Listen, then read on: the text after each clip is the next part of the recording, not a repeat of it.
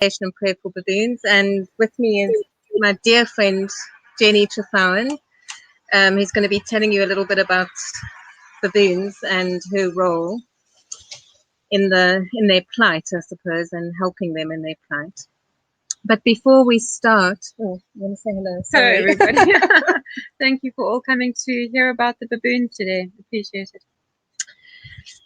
Before we start, we're not going to be on camera all the time. As you know, it's always slightly difficult with the bandwidth here. So I'm just going to lead you into our centering and connecting meditation, and then we'll have some lovely images of our beautiful baboons to look at while we speak and lead you into the meditation. Okay, so just make yourselves really comfortable while I switch my camera off.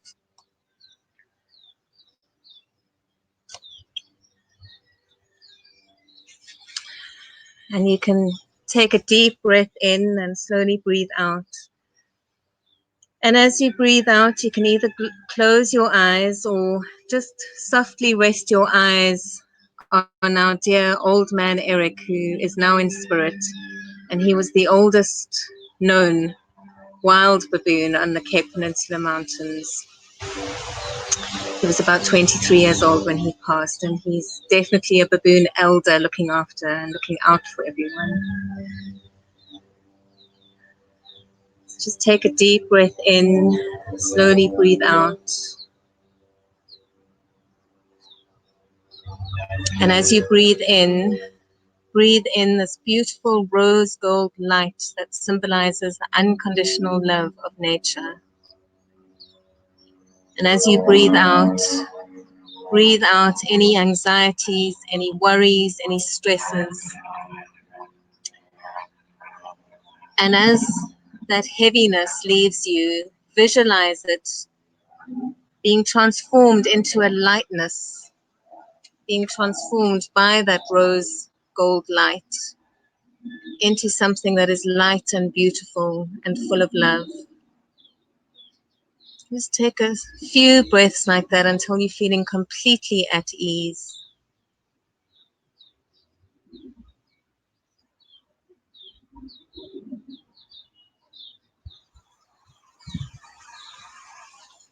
Now, in your next in-breath, I want you to take your focus down to your heart space.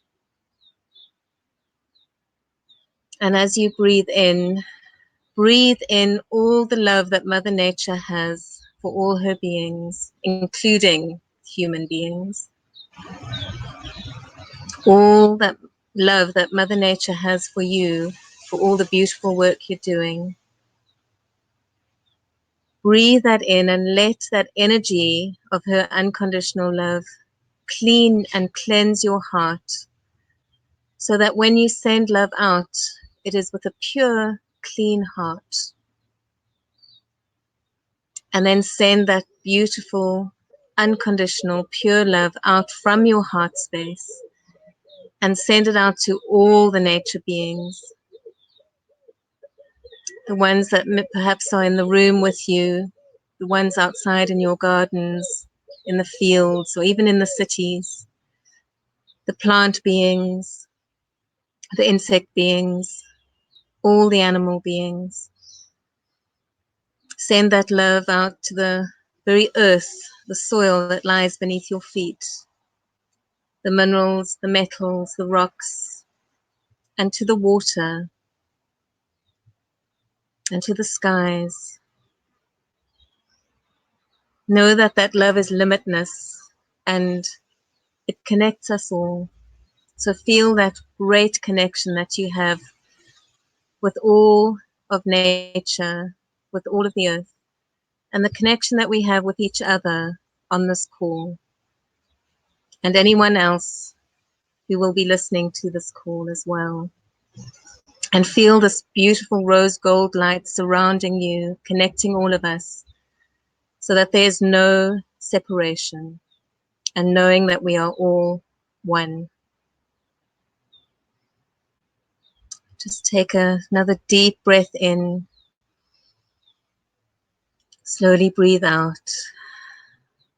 and keep your focus on your heart space as you open your eyes and we start this call. Thank you, everyone.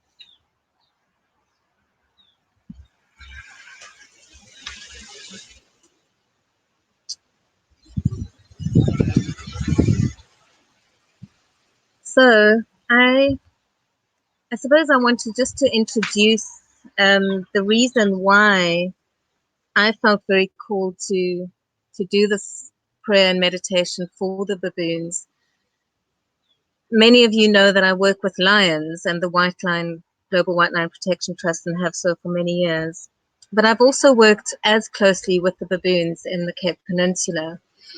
And for me, baboons have always been the link between the human animal and the animal. So the two-legged mammals and the four-legged mammals. And even in, if you look at the lions, the white lion connection with Egypt and the sun god, the baboons have that same connection. Here's this amazing image of two baboons praying with a sacred scarab beetle. And this was on a medallion that was found in Tutankhamun's tomb. And there you can see the orbs of the moon and the sun and how they are connected. And again, the baboons were revered in ancient Egypt times. And the god Thoth is always depicted as a baboon, and he is the wisdom keeper. And I think it's no mistake that the baboons are, he is symbolized as a baboon being the wisdom keeper. In African tradition, the baboons are associated with shamanism and the medicine men of the animal world. So when I work with baboons, it's with the same reverence and awe as when I work with the lions, even though they don't seem to be as enigmatic. They are as vital and as important to this planet. So now I'm going to hand over to Jenni, and she's going to just speak a little bit about how she started working with baboons and their plight. Hi, Thanks, Jenni. everybody. Yeah, so I started working with baboons in 1990. At that time in South Africa, it was accepted practice that if baboons were classified as vermin, so baboons, monkeys, porcupine, rats, if they were causing problems, you simply eliminated all of them. In the baboons' case, an entire troop. So in Kommetjie, where we live, this idyllic little village right on the southern tip of Cape Peninsula, an entire troop of baboons was eliminated. They were killed. And at that stage, Wally Peterson had been doing a lot of work with the baboons. Wal was a true visionary because he really believed that if we were going to protect our environment, the change had to come from people. And he worked very closely to get people to realize that we need to change. The thing about the Cape Peninsula baboon population that makes it very different is that we are a city surrounded by a national park, or a national park surrounded by a city, depending on where you are. And the baboon troops are a closed population, so they're incredibly isolated, and they come under an enormous amount of conflict with people because they come into the village areas essentially to get easy food sources. But what is happening on the Cape Peninsula is in fact happening over much of South Africa. Baboons are congregating in areas where there are easy food sources, whether it be the drought, climate change, water. Baboons are congregating where they can get easy food sources. And unfortunately, what we're seeing after a lot of time is that some people are making a lot of effort to find non-lethal methods of management. But for many people, baboons are still very persecuted, in particular the males. So in this instance, Wynter and I are looking after George, who was a really beautiful big boy.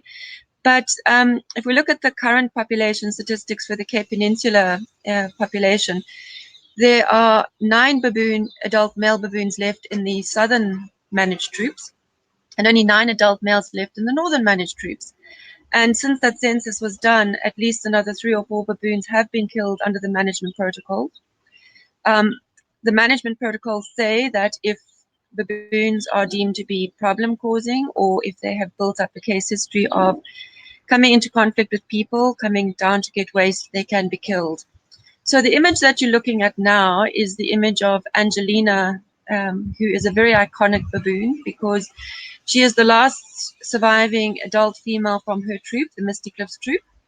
And she was joined by 2 of her sisters recently. And in this instance, Angelina rescued the juvenile's mother had been killed as well. So Angelina took on her own infant and the juvenile, looked after them both. And we really did appeal for a moratorium to stop the killing. But as I said, Angelina was joined by 2 other adult females, and they each had juveniles. So at the start of this year, we had 6 baboons left out of the 18, and 2 of the juveniles were killed. One knocked over by a car, and the other one in a very suspicious incident in a swimming pool. So we've got four baboons left from one troop. But as I said, what is happening on the Cape Peninsula must really be seen as an example of what is happening to baboons over the whole of South Africa. Many villages are reporting that the baboons are coming down for easy foods. The farmers, report crop damages. The vineyards are saying, the baboons are coming in for the grapes. And, even in areas where baboons should be absolutely protected within our national parks, the baboons are very, very clever, and they know that they can go to picnic sites, for example, and take advantage of human food that has been left behind. So in all of these instances, what we really need to see is that human beings need to stop thinking that lethal methods of management, violent methods of management are working. And we need to recognize that there is incredible climate change, incredible planetary change, increasing pressure on the land. And with all of those situations, we need to start paying more cognizance and understanding to our wildlife neighbors. And if we can understand better and respect them for who they are and what they need, then I think we would very quickly move away from lethal methods and violent methods of management and start embracing the change that needs to happen. Mm. Well, that's so true, Jen. And just this morning I got alerted that, there's a big male wandering around Johannesburg, the suburbs of Johannesburg, and you're saying that he's probably a dispersing male from the Johannesburg area. And I suppose that it's just a symbol of how the urban sprawl is getting so close to their normal dispersion areas. And the urbanization in so many areas is cutting off historic routes. So routes where a young dispersing male might go walking, to find a new troop to join. He is now just encountering urbanization, and particularly, I don't know if anybody's traveled to Johannesburg recently. I mean, it's astonishing. Every time I go to Johannesburg, it looks completely sprawled out even more. So in the city of, the biggest city in South Africa, and yet the baboon males are coming through the city as they're looking for other troops. So yes, we have been fighting. We have been fighting for advocacy. Yeah. No, you So we've been fighting for advocacy to basically stop killing our baboons. Up in the pine plantations, up in Sabi, what is happening to the baboons there is absolutely horrific.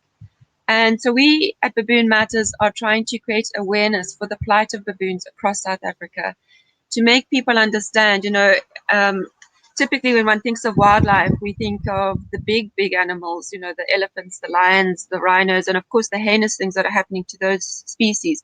We think about the giraffes that have recently been put onto the endangered lists. And but somehow or another, the poor old baboons and the vervet monkeys get overlooked to a large degree. And I think in part it is because for so many years they have been regarded purely and solely as damage-causing animals, instead of being recognized for the highly intelligent.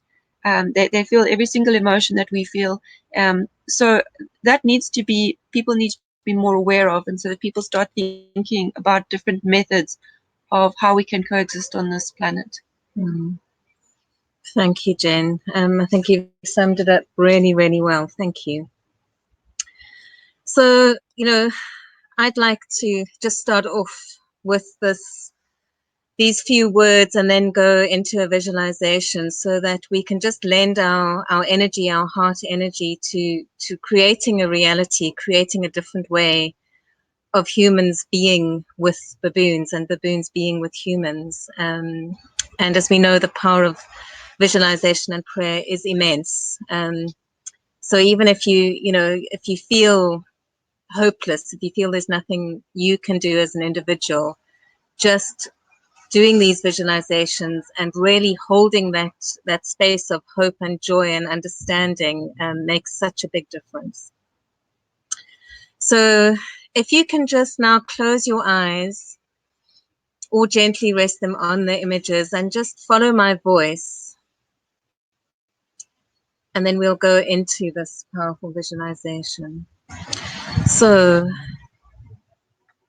I can feel the lion energy around me. I can feel Eric's and George's energy around me, the baboons that we knew and loved and still love so well, holding the space with us. So may all baboons be understood, respected, honored, appreciated, and loved. May all baboons be listened to and be allowed to live in peace.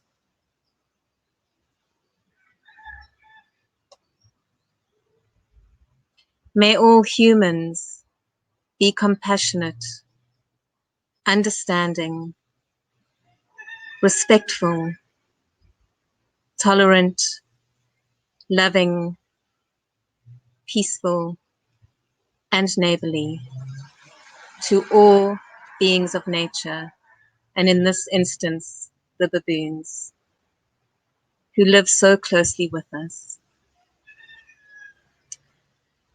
So now as you go into your heart space again, feeling that unconditional, pure, clean love that you have for all of nature, send that love out to the baboons, even if you've never seen one in real life. Imagine them walking peacefully and freely in their natural spaces, and send that love out to them. See them being protected and safe within the human habitats, where humans do choose to live where baboons are. See those humans taking responsibility for their own environment, taking care of their waste, being aware of their furry cousins who are so closely related to us, and all the other wildlife that takes advantage of the humans' wastefulness and abundance.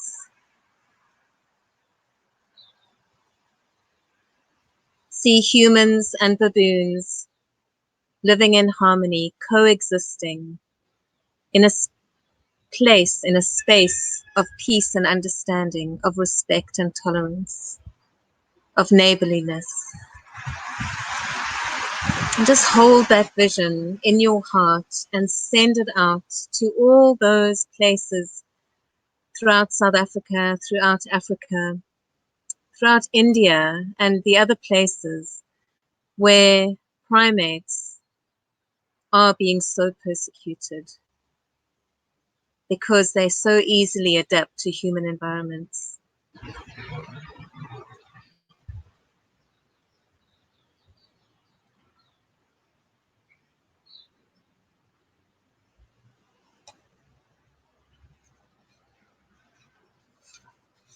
And as we end off this visualization and prayer, I just want to read to you the words that came to me from the baboons as I was building this presentation.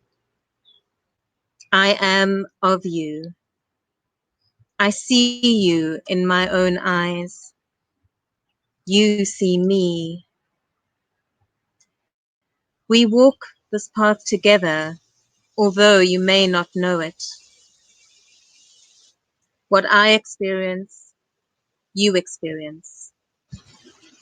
What I feel, you feel. What you feel, I feel. I am your mirror. I am your darkness and your light. Press your palm to mine and see how we are the same. Be in love, be in joy. I pray that we can walk together always, in peace, in harmony, in joy, in love.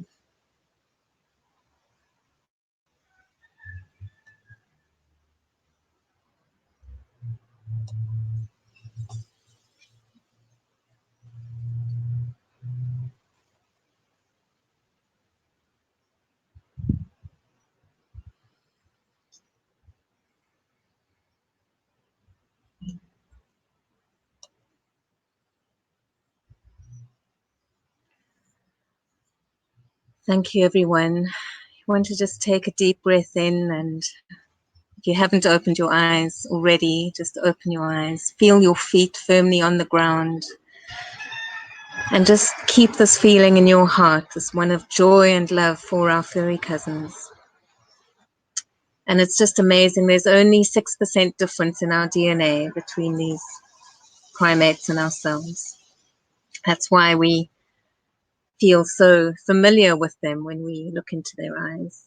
And they obviously feel that same similarity and familiarity. Jen, is there anything you'd like to say? I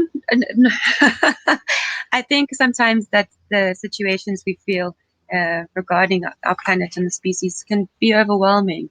But I would just like to reiterate what Wynter's been saying, that for each and every one of us, it's not only managing our waste, it's not only our carbon footprint, but it's also the emotional footprint that we leave. If we start dealing with things that worry us with more of an understanding and an openness, and think about how we can react differently, because up to now, particularly with the baboons and the little vervets, people respond too angrily.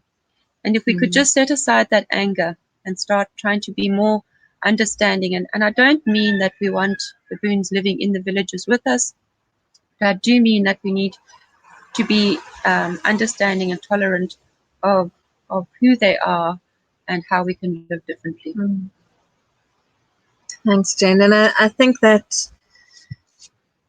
moves to even how the anger spreads amongst the people as well. You know, even people who are all loving the baboons, but that have different opinions. There can be people do get so angry about things, and then they take it out on each other.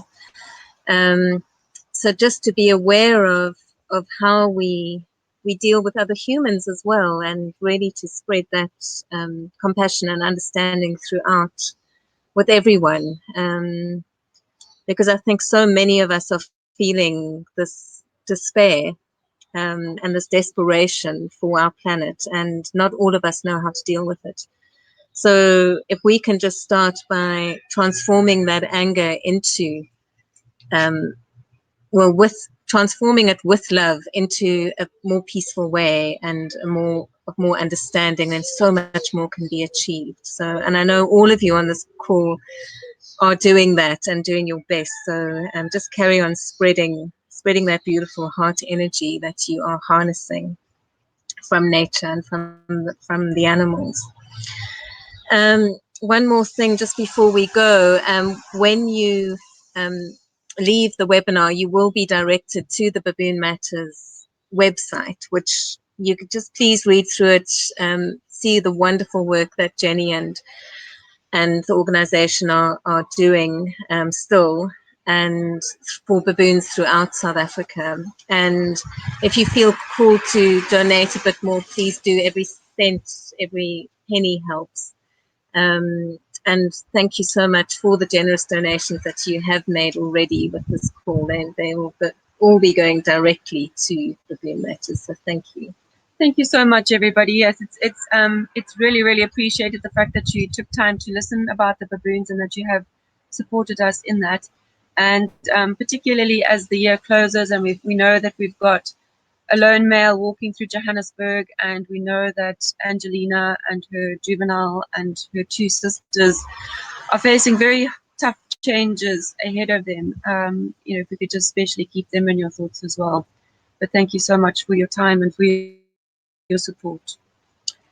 Okay, thank you, everybody, and thank you, Janine, as always, for holding that space for everyone, so that we don't have to worry about it. Thank you. Thank you both so much, and it's always my pleasure to be here.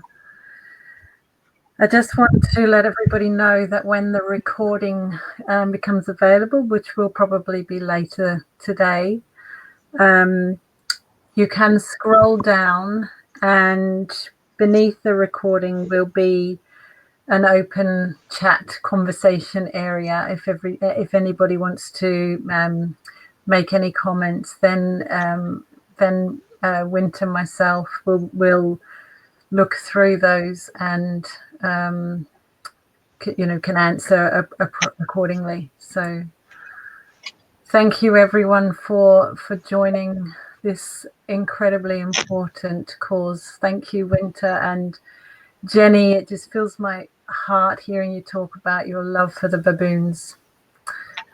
And have a lovely weekend, everyone, and we'll be back soon. Bye for now. Thanks.